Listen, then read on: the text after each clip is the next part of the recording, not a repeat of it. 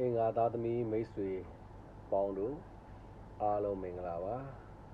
မိတ်ဆွေတို့အတွက်တပတ်စာနမိတ်ကလေးဖြစ်ပါတယ်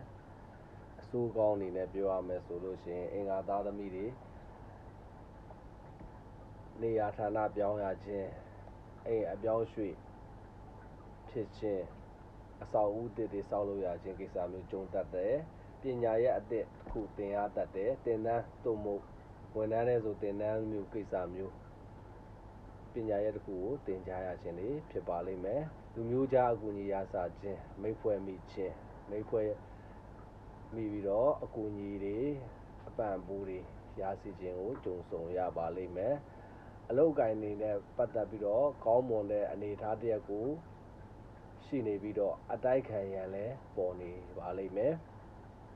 ငွေကြေးနဲ့ပတ်သက်လာမယ်ဆိုလို့ရှိရင်လက်လက်ပတ်အနေနဲ့ဆိုလို့ရှိရင်အညံထဲကနေပြီးတော့အကောင်းတွေဖြစ်လာပြီးတော့ငွေကြေးလေပတ်စီစဉ်မှုတွေကောင်းမွန်နေလိမ့်မယ်ငွေကြေးအဝင်ကောင်းသလိုအထွက်တွေမှာလည်းကောင်းနေပါလိမ့်မယ်အဝင်အနေနဲ့ကတော့နှစ်ဆဆိုအထွက်အနေနဲ့တစ်စားတော့ဖြစ်ပါလိမ့်မယ်အင်္ဂါသားသမီးတွေအနေနဲ့ဆိုရင်ကျမ်းမာရေးခေါင်းမူခေါင်းကိုက်တဲ့ကိစ္စမျိုးကျမ်းမာရေးအနေထားခါးနဲ့ပတ်သက်ပြီးတော့ကျမ်းမာရေးအနေထားတွေ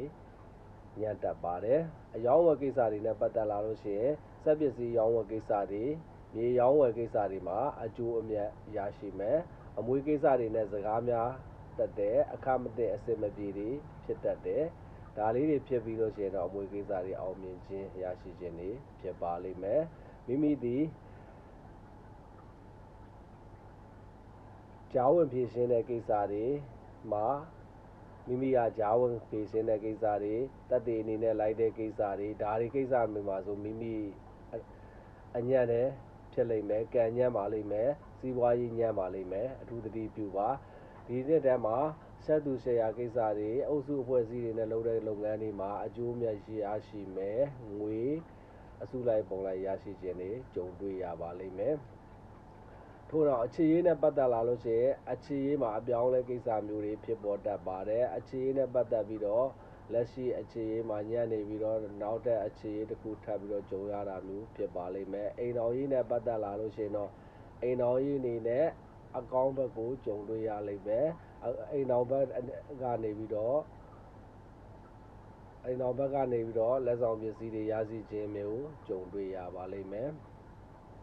ရဝေးကနေဧည့်သည်ရောက်လာခြင်းဖြစ်လိမ့်မယ်ကောင်းသောရောက်လာခြင်းဖြစ်ပါတယ်မိမိအနေနဲ့အញ្ញံခိုက်ပြေပြောင်းခြင်းနဲ့ဆိုလို့ရှိရင်တော့